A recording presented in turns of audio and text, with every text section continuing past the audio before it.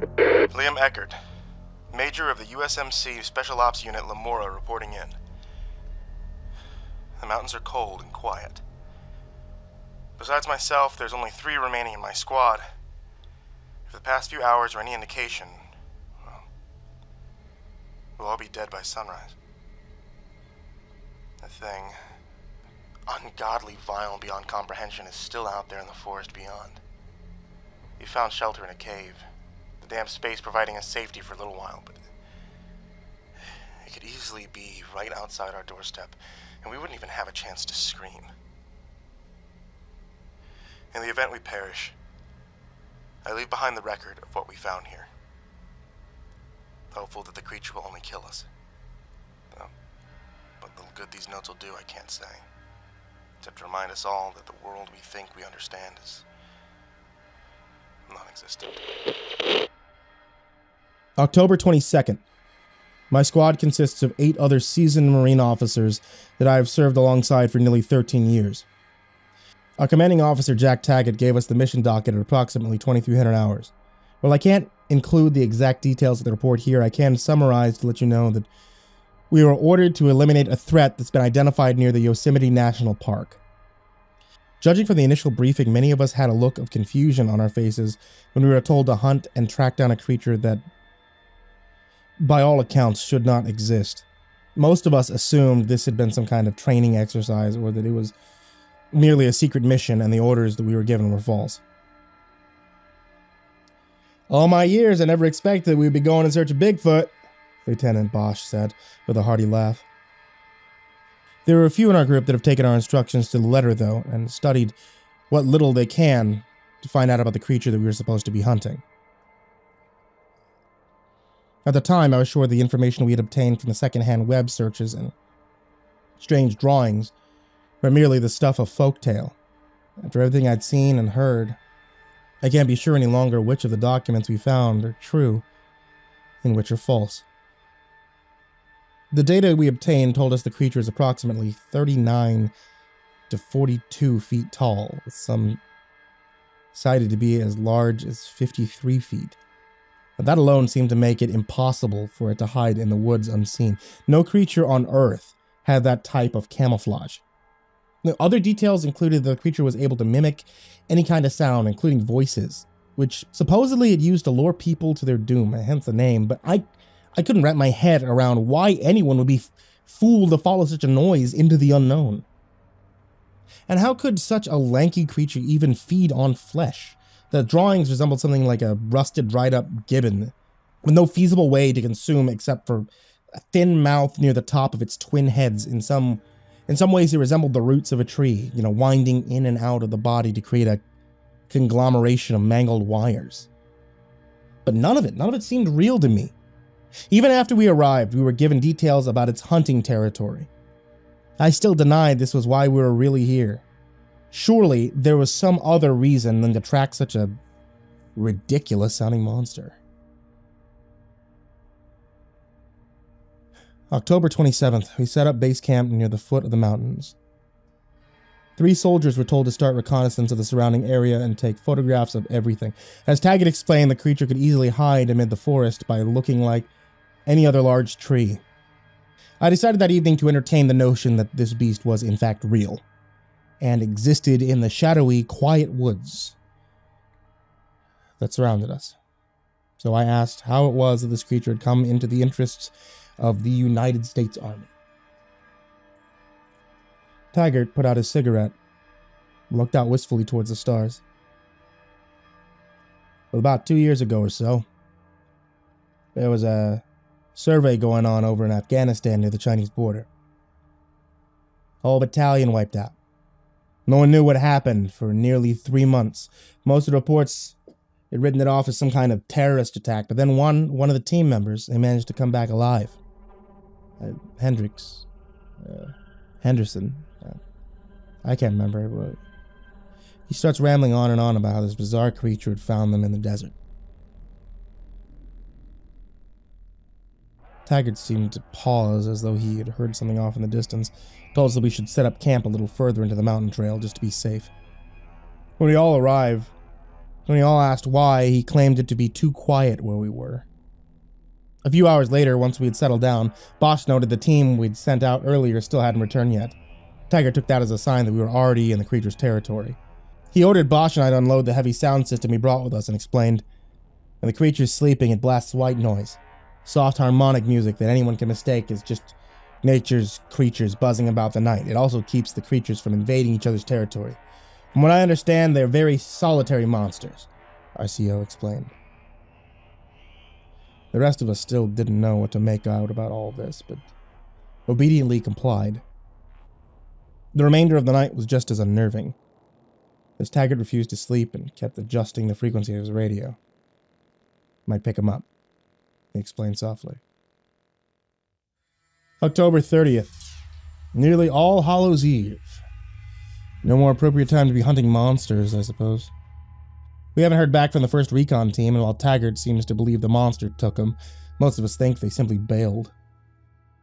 Some of the teams began to question the CO's sanity for coming here now that we've confirmed that he is interested in these ungodly creatures. I mean, I too wonder where this all is going to lead. 3:30 a.m. Witching hour, some say. I hear Taggart attempting to whistle towards the woods as a storm is blowing in. It's sad to see that he's come so far from the man that I respected. But a moment later, after he makes the noise, something out in the brush whistles back.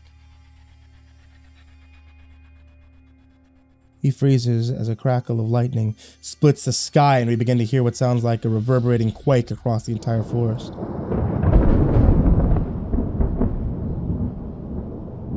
Then a low droning sound sounds across the wood like an actual storm siren used for tornadoes. "What the hell is that?" Officer West shouted as he stumbled awake, and Taggart signaled all of us to remain still. We watched the canopy to see if anything was moving amid the trees, but all we heard was those wrenching noises of massive oaks being pushed over, along with that same droning noise. Eventually it faded away into the night, and Taggart told us it was time to go collect evidence. This time we all followed without question. There were approximately 7 downed trees that we found 45 meters east of camp, large redwood that could not have possibly been shoved down by anything except some massive, aggressive force. Our CO made sure to remind us that we needed to have our weapons drawn and ready for anything. The air was unusually still. Then I looked down to the ground and saw massive claw marks the size of tire tracks. It reminded me of the way bears would mark their territory. I sent a chill up my spine. That feeling of unease only grew when immediately we heard the strange noise being echoed around us. Suddenly, all of us were aiming at the tree line as the voices echoed loud. Previous. Square. Dogs. Link. Father. Each voice sounded almost human.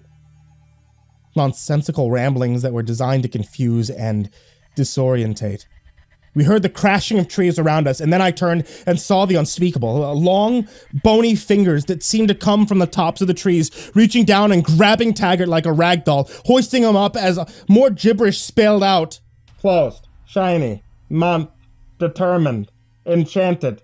I heard Taggart scream and order us to fire, but none of us knew where to aim amid the trees. A moment later, his scream stopped. And then from the canopy, his body fell with a resounding thud, broken in two by the giant that had ripped his head off with one single bite.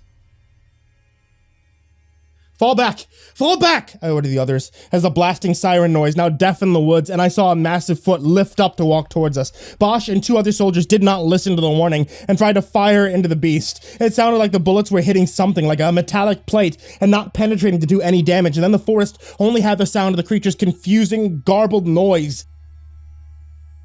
As those soldiers suffered the same fate as our CO.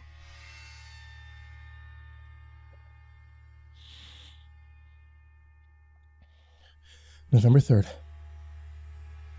There are only 5 of us left. We've taken to the old fire trails that were used by rangers to radio for assistance. To be honest, not many of us know what we're supposed to do. Anytime we have considered leaving, the creature sends out another mighty roar of noise. Some of it even sounds like people we know. Taggart. But it's constantly on the move. Amid our limited supplies, we discovered more reports from Homeland Security that detail the purpose of this mission, to not only to track and monitor the monster, but to attempt to determine how it operates so that our own military can mimic it on the battlefield. According to Senior Officer Harold Garand, one of the main tasks was to find a weakness for the beast, but perhaps what was the most disturbing out of the entire report was what the concluding sentence had to say. Should the Delta team prove to be unsuccessful, 5 more units are standing by to attempt to capture the beast. I couldn't fathom more men coming here and losing their lives the way that Taggart has. My only prayer is that we're able to survive long enough to warn others to stay away.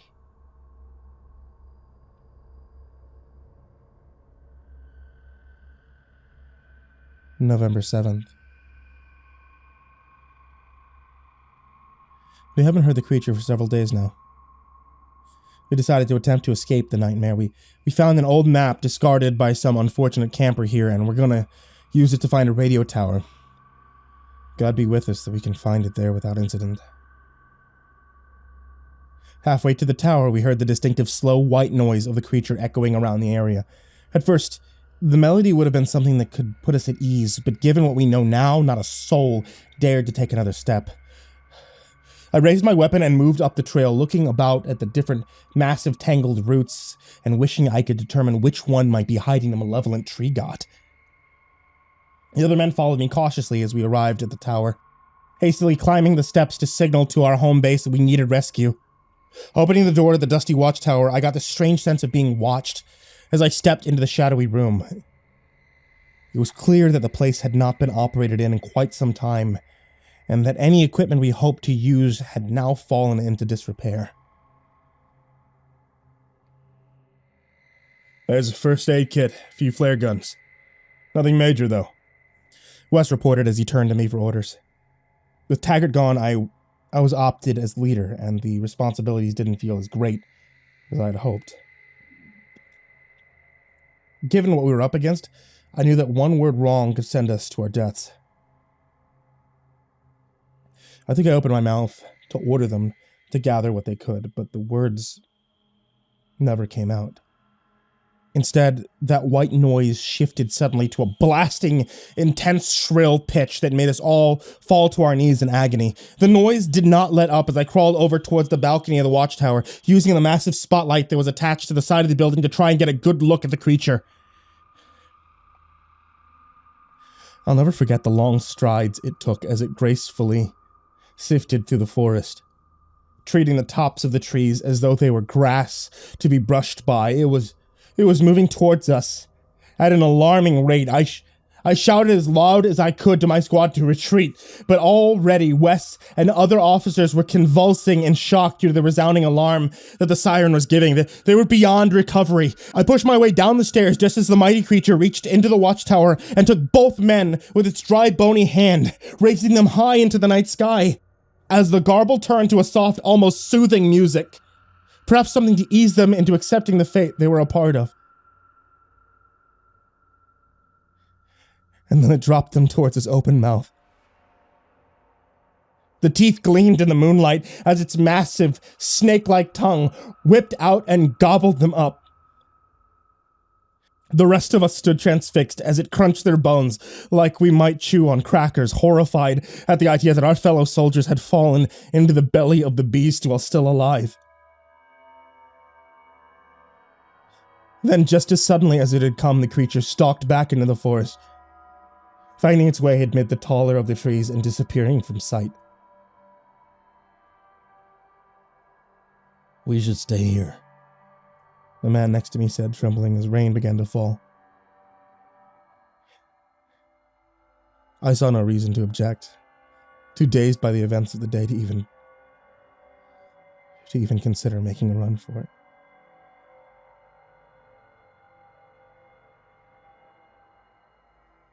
November 8th. By mid-morning, we resolved to take the trail into the mountains and head for the nearest campsites. Seemed unlikely that the beast would follow us into a heavily populated area, but we had been wrong before. In the morning sun, I could almost make it out amongst the trees.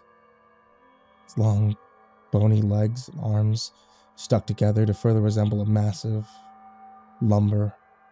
As the wind shifted it from side to side, the air felt electric as I gave the order to leave. I wondered too, as we marched on, if it was all alone here in the forest. Most of Taggart's documents claimed that it was the last of its species, but sightings had been all around the world, so it seemed almost impossible. How could one creature have caused all these problems? But I never would doubt its ferocity, no. Not after seeing most of my friends die before my eyes. As we reached the mountains, we heard the creature wake up again, blasting more mindless noise as it started up the hunt. Would we be safe if we traveled further? I guess only time will tell.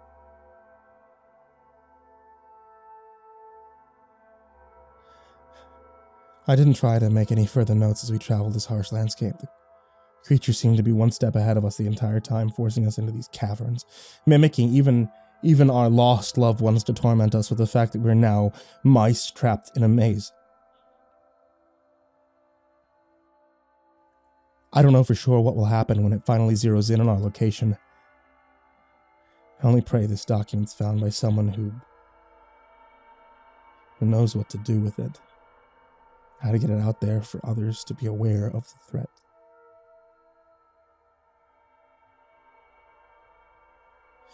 Lieutenant Commander Eckert. Signing out.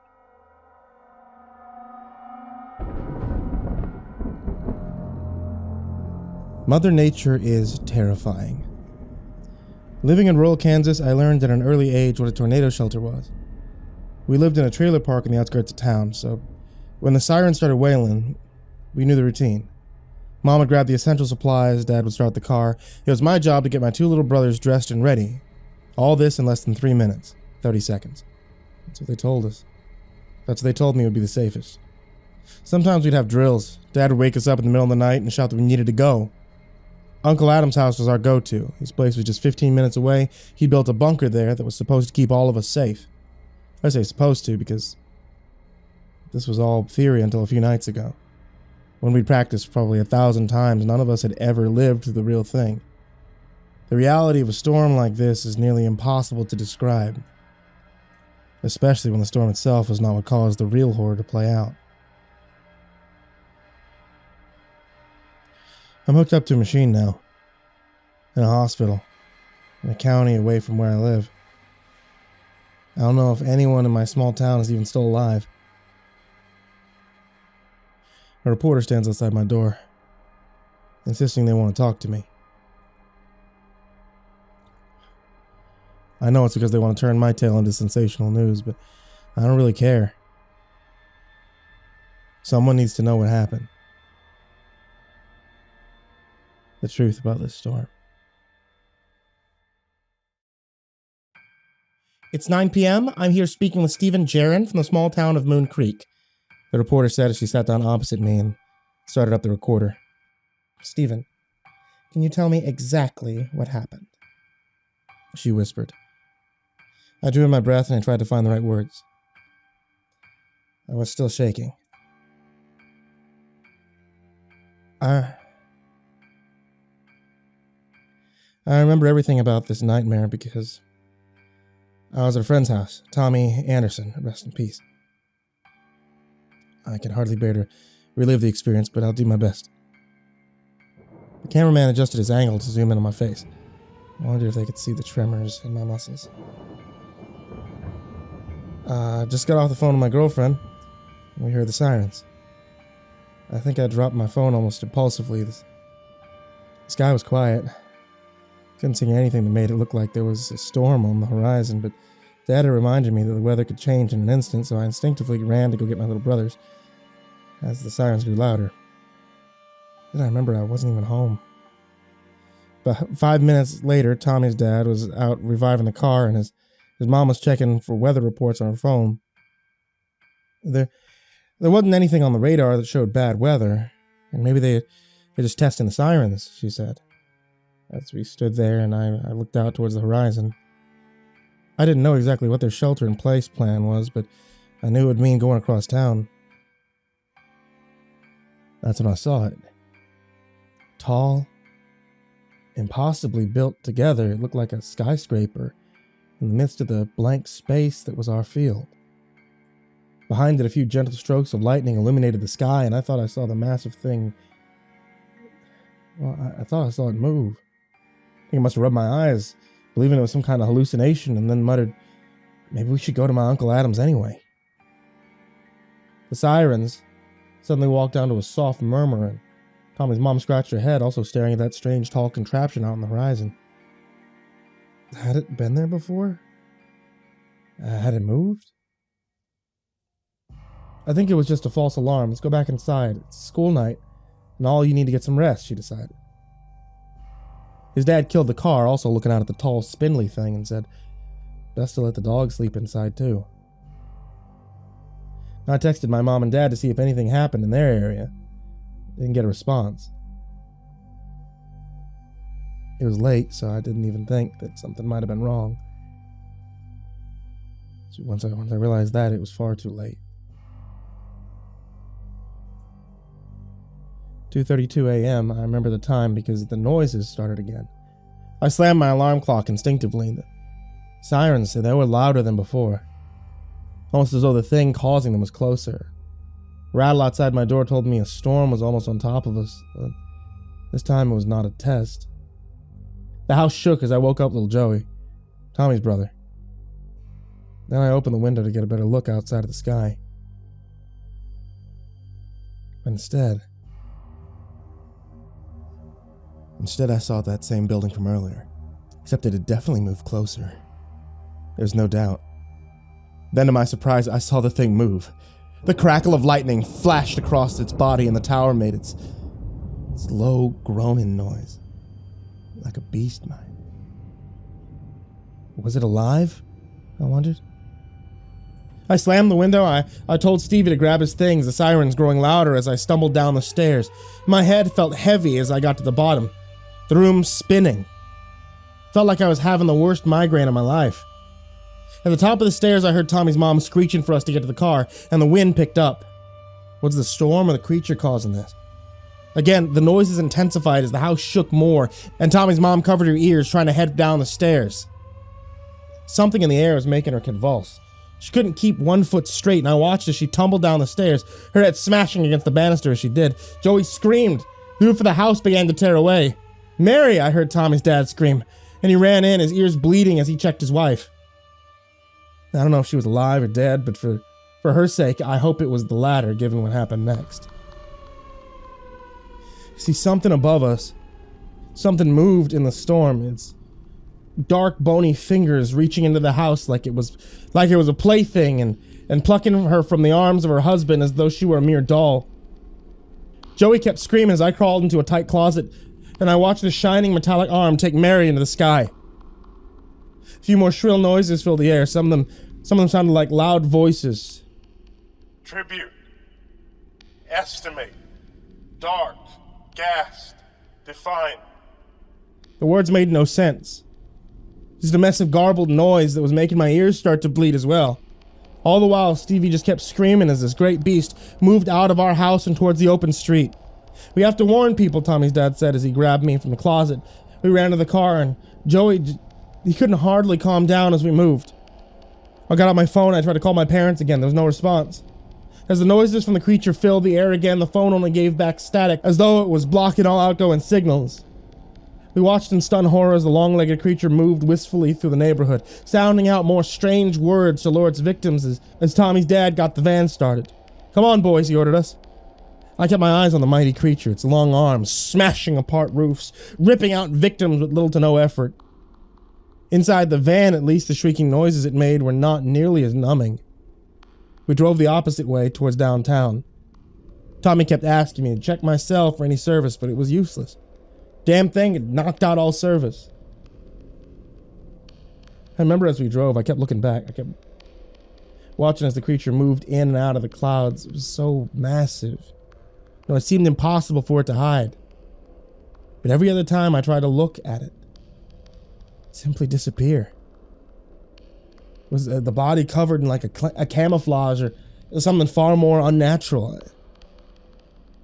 As we approached the westbound bridge, the siren started again and Tommy's dad slowed the car down. Was there another creature somewhere? Somewhere nearby? I mean, could it move in packs? I paused now to catch my breath, realizing the reporter had stopped asking questions and was entrapped in my tale. I didn't dare ask if they believed me. I just kept talking. If I talked, maybe someone would believe. Something was in the water. So I could hear churning and spitting up waves of slush and debris moving towards the bridge. Tommy told his dad to drive, and he floored it.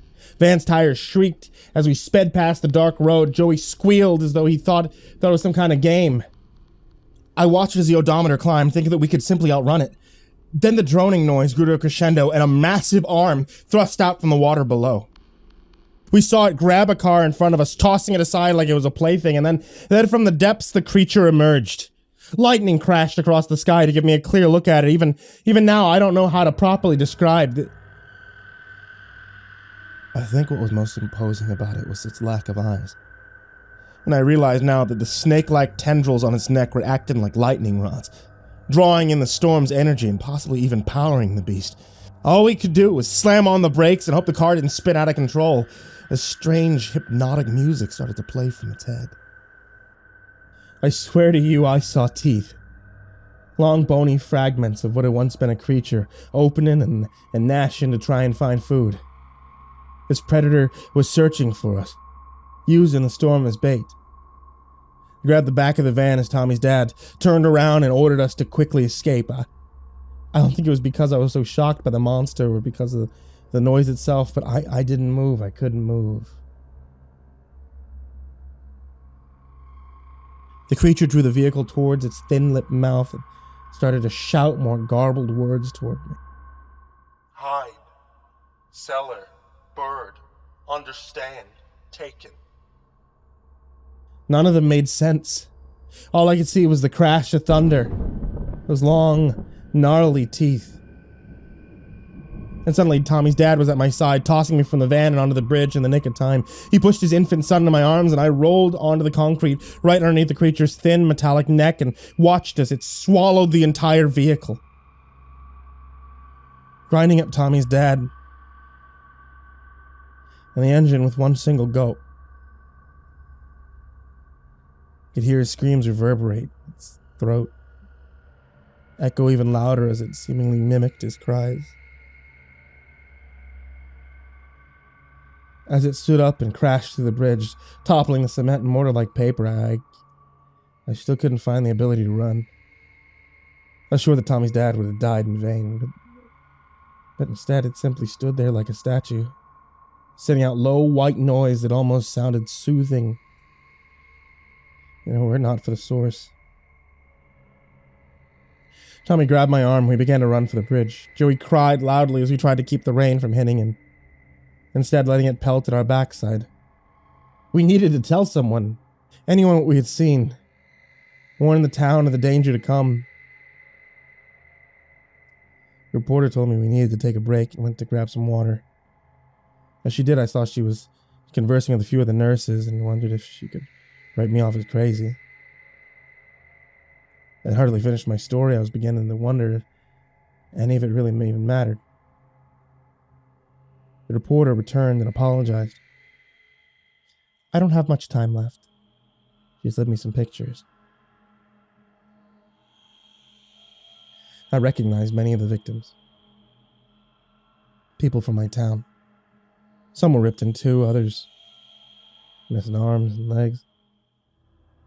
Few were so mangled they couldn't be properly identified. This is near the school where you were found. Is that where you and Tommy chose to take shelter to wait the storm out? I nodded. She offered me a glass of water as well. Is that where Tommy died? We were walking through town, trying to find a shelter, trying to find anyone really. That destruction was amazing and moved so quickly, faster than any animal I'd ever heard of. We were halfway to the police station when the storm started up again. Tommy and I tried to remain calm. Even Joey had finally managed to calm down. Told me this fun fact about how you tell how far away a storm was by counting the thousandths after a strike. It's nowhere near us, he said. They started to count 12, 1,000, 13, 1,000, then a rumble. That told us it was 15 miles away. The next one was only 11, though. And then just as we reached the edge of the school, we heard the sirens again. I felt the hair on the back of my neck rise up. We had no way of knowing if those were the real storm sirens or the creature walking up. Either way, we ran into the elementary for cover. There was a few loose doors near the gym. Sometimes on weekends, Tommy and I would sneak in there and play basketball. A few other families had made it and helped us inside as the sirens got louder. I don't remember if we asked anyone else whether they had seen the creature. We were all so paralyzed with fear. Tommy tried to stay calm by counting the rumbles of thunder again, or the shockwaves of thunder. And Joey had fallen asleep in a short gap of time. I was wriggling my arms as we listened to the crashing thunder. 1 1,000, 2 1,000, 3 1,000. I don't know if you ever made it further than that. The rumbles were right on top of us. It was like claws were scratching the roof, ripping apart metal like sheet paper. The whole school began to shake. I remember running with the others towards the stairs of the basement. Tommy was right behind me. Those words it spat out so robotically, they'll stay etched in my head forever. Blood, war, death, system, aggressive. I don't know what they mean. But as we hit the lower part of the gym basement, we saw our friends and schoolmates get slaughtered. The air was quiet again. I think it was searching for us, listening for any hint that we had survived. Then I'll never forget how my friend died. The creature had started to mimic his dad's voice. And in fact, it sounded a little like my mom's too, urging us to come out. Dad? Tommy whispered. He almost believed it. But I knew it couldn't be them. I held Joey close to my body. I tried to stop him, but it was too late. He opened the door, and the mouth of that ungodly beast was right there, its massive, snake-like tongue wriggling out to gobble him up. I was almost a goner, too. Something beneath me gave way, and a bunch of old buckets and debris hid me and Joey from sight as that monster feasted on Tommy. And then it disappeared from sight. I kept hearing it repeat its siren song for hours. It would wane in and out of the storm as it started clearing. And that's all I remember. Paramedics found me and Joey the next morning in the debris. They brought me to the Metro Hospital. I think I saw the carnage that was in these photos, but I can't be sure. All I know is that any trace of the monster was gone.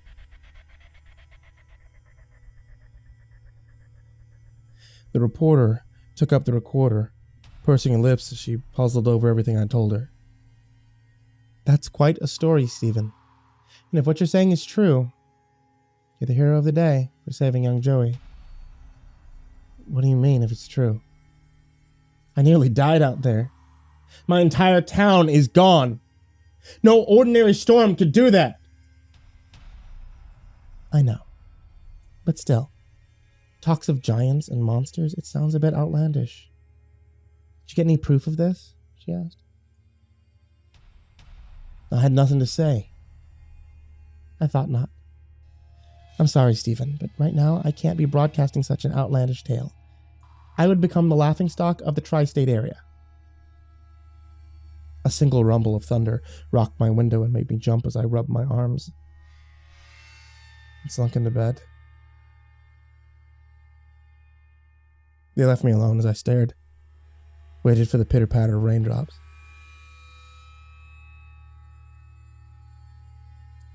Then I heard another rumble, and I closed my eyes, and I counted. 1,000, 2 1,000, 3 1,000. And then came the sirens. I turned to Miss Travis, and she listened as well, her face a bit pale as I whispered, "Your proof is coming this way."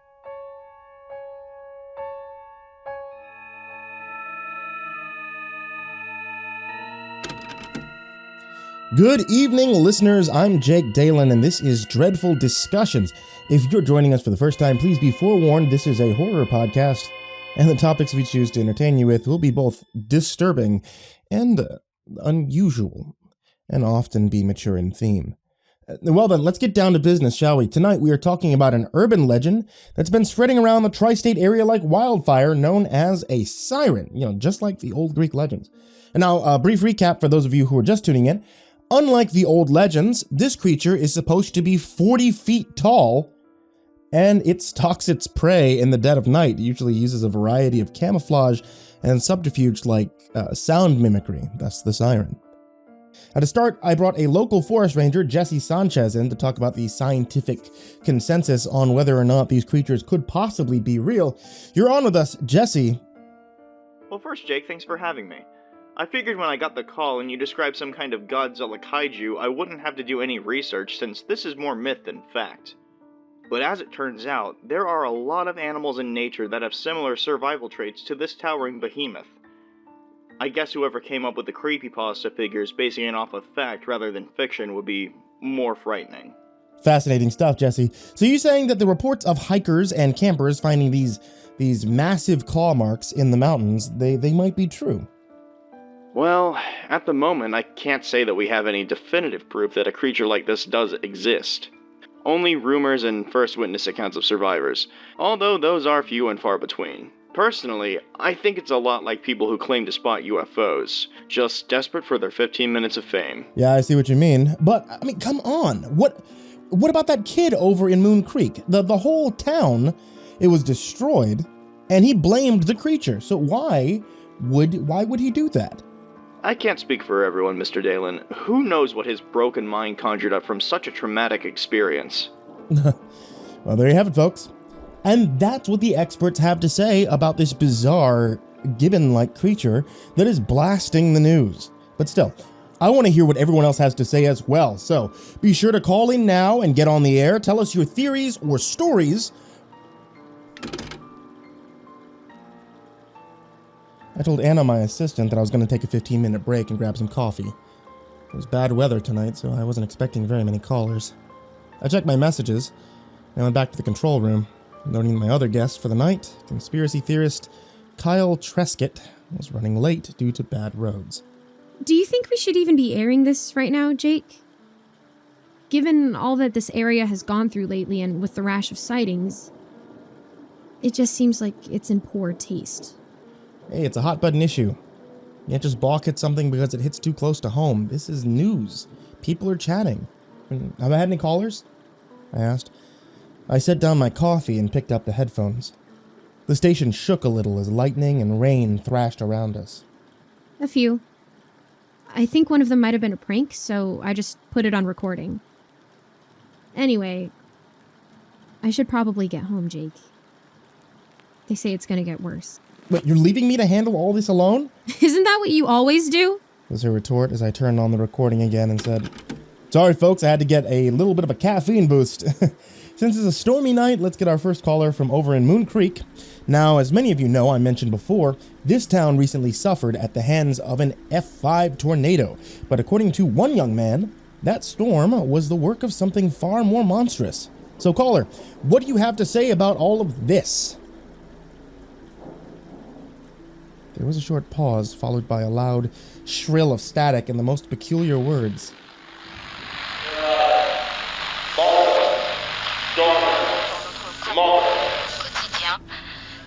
I literally dropped the headphones from my ears to avoid the blast of noise. As I rubbed my head sorely, I adjusted my volume, sighing. Looks like someone wants to play pranks on the hapless DJ. That's fine. Let's just move on to a caller from Dunwich County. Hello, ma'am. Hello? My daughter has been going through a rather strange phase in her life, and if you don't mind, I would love to get some advice on what to do about it.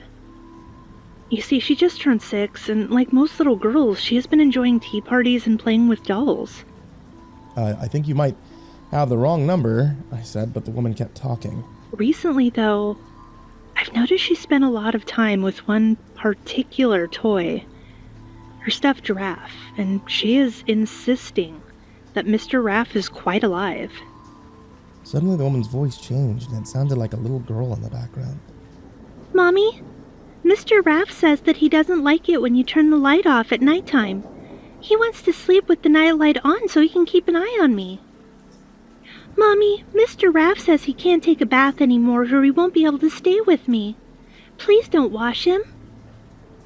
At first I didn't mind adhering to her requests, but then I noticed something odd.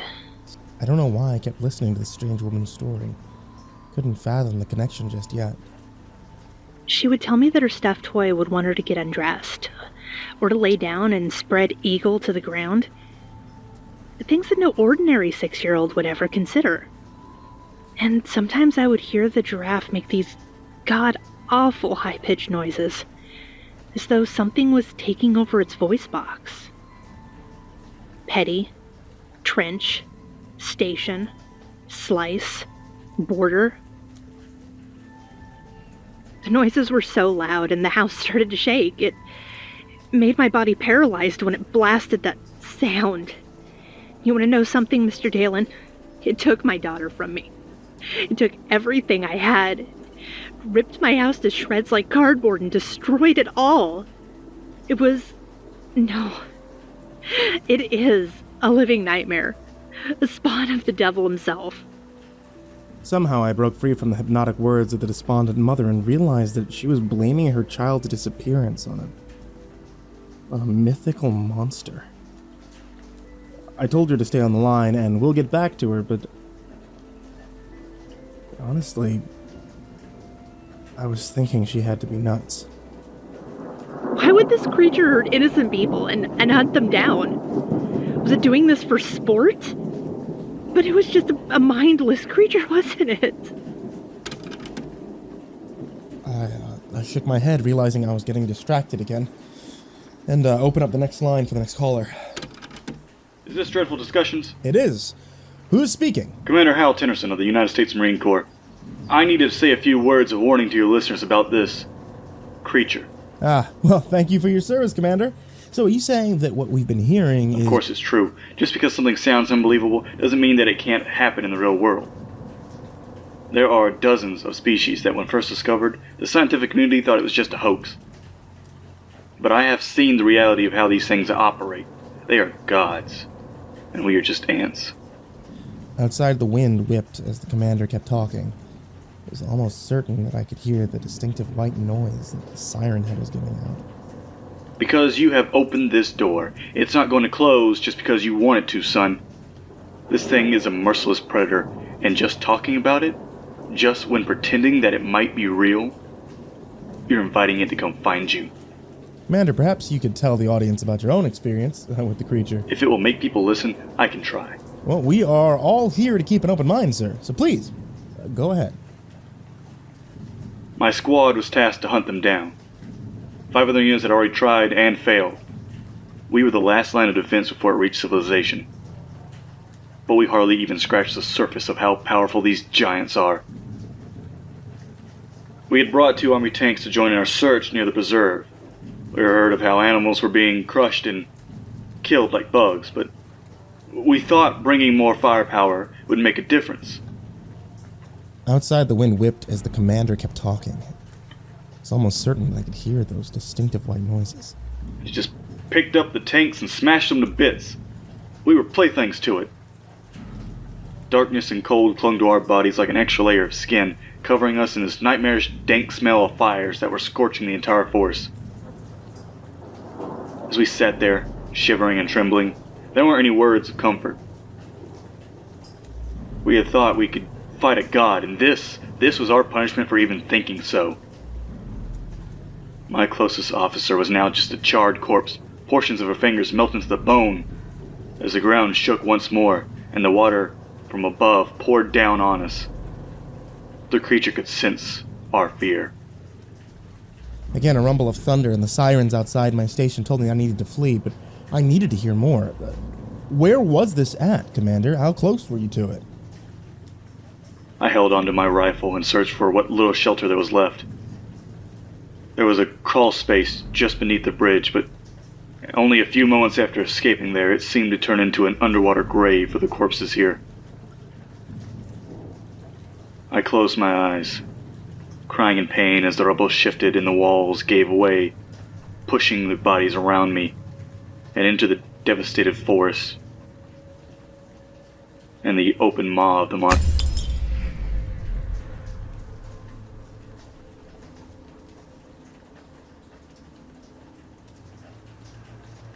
The line abruptly went dead, and more angry static took its place. My heart beat faster as the power went out. I needed to leave. I grabbed my cell and saw a few missed calls from Kyle as I hurried to get out. First message. Some in the media are saying that this type of investigation that the military has been doing is illegal, and it downright qualifies the organization they work for as being anti-humanitarian. A recent poll shows at least 77% of Americans and Europeans believe that these creatures should be exterminated. What would you say to those people? Who was he talking to? Then I heard the commander's voice on the line, and I realized the conspiracy theorist must have interviewed him at some point. Mankind in general has every right to be fearful of these creatures considering the power they possess. And it should be noted that both conventional and nuclear weapons were authorized during the incident in Yosemite. Right now, the focus needs to be placed on the studying of these monsters and figuring out how their mutation has allowed them to survive this long. I understand you have been adamant that you did at one time believe that the creatures were actually dormant, and the work being done at Arkham was purely scientific. That is correct. I'm sure by now most of the media has construed my intentions as some sort of terrorist, but I assure you I have always been interested in the way these monsters can benefit society as a whole. The untapped biology of this creature alone is enough to consider wanting to study them. Second message.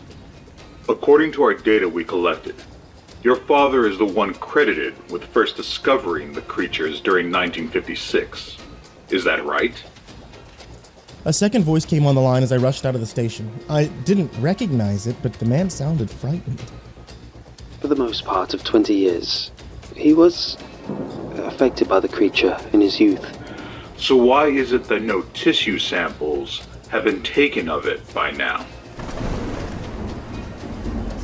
As I stepped out of the station, a mix of smoke and dirt filled the air as I struggled to breathe. My hands covered my mouth as I searched frantically for my keys. The sky around me felt alive as I kept watching the rumbling clouds. A shiver ran down my spine.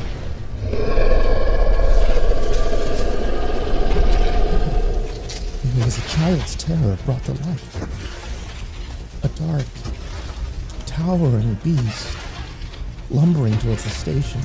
Its twin mouths open and rumbling with a rage deep and ancient as it began to run towards my station. It took a moment to come to my senses and start my car, back up and drive away. It's not that we haven't tried. His skin is tougher than the strongest known man-made material. The closest we have come to is a skeleton in the Philippines of another similar creature. That was in 1999, is that right? Yes. Conspirators will tell you it was a planned attack on the Japanese government. But with a recent release of files to the UN, I'm sure all of us will agree that for the most part, the intended result was to study seismic activity in the area. I knew where this line of questioning was headed, but I couldn't wait around to listen to the rest of the messages. I revved the engine on and I drove, placing the line on the speaker. I could hardly make out what was being heard as I crashed through the road. I suppose that leads me to wonder then, Doctor, why no formal report was given to any political government considering that this research had gone on according to those released files for at least 50 years. It was a collective decision that was made before I was born. So, if the choice was made to eliminate the threat of these creatures, would you be against it? There was a pause. Then it dawned on me. This was the man that had discovered these things to begin with. Evidence of his involvement in keeping them secret. We as humans need to reevaluate our place on this planet and the natural order of things. Each living organism has a right to exist and serves a purpose, even if we do not realize what that means. It may be to our detriment to even consider such an outcome. I could see this giant crashing through my station as another call came through. It was Kyle. Where the hell had he been? This is Jake. The thing, it's real. It destroyed the station. It's after me, I said, trying to catch my breath. Did you listen to the tapes? How could I not? What does this all mean? I shouted as I drove across town. Somehow the monster was keeping speed with me. I could see it crashing across the horizon, its mighty, hypnotic call destroying everything in its path. You don't understand it still? This is not some alien menace that is threatening us. The creature is a titan, a monster from old myth, long dormant in the earth but awakened by men. It's the rightful ruler of this world, and now it's on a path of extermination. It will keep destroying and conquering until it has finished us. All of us.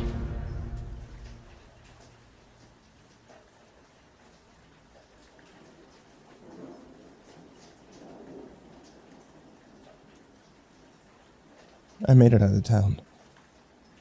The thing finally faded from following me, but I could still hear its immense shrieks across the sky. It's hunting me now. Same way it found all the rest of its prey, a predator with immense, endless energy, destroying anything that stands in its path. I can't in good faith say that this creature is pure fiction any longer. Which is why I leave this final broadcast as a warning for anyone who thinks that hearing these tales is just for fun. The creatures are coming. They're coming. And they can't be stopped.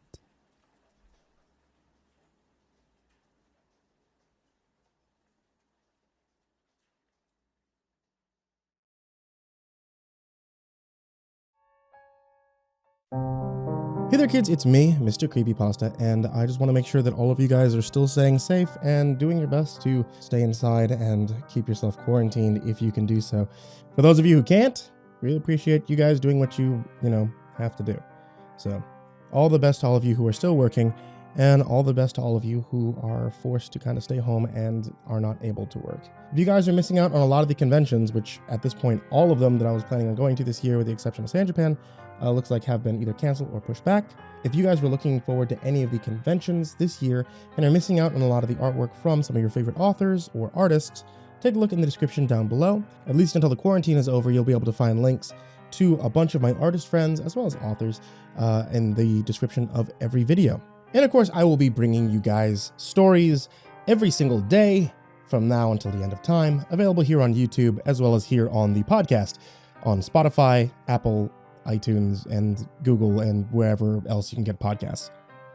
And now a very special thank you, big thank you, the biggest thank you I can possibly give to all of you who support on patreon.com/MrCreepyPasta, who help keep the lights on in my house. Patreons such as Jordan Alexander Sanchez, Ken Lando Higuchi, Brianna Van Tine-Janzen, Chompski, TheRedOakShieldVirus, Sindee Barney, G. Weevil 3, Diana Kraus, Stephen VanHuss, Tristain Pelton, Nico Kaeo, The Ginger Bros, Dante Rowe, Raphael Rodriguez, Lastbladesong, Eliminator 86, Nebsky, Steampunk Sinner, Kaleb Dougal, Daniel Poulsen, Sky Harbor, The Homeless Bird 93, Gabrielle Undefined, Barbie Carmen, Liam Newman, Aaron Stormcrow, Dr. Strawberry, Barbara Masio, Thomas Burgett, Azazel Rotten, Let's Get Scared, S-Man, Brandy Hasanori, and King DDD. Thank you guys so much for supporting on Patreon, as well as all of you that are shown in the description down below.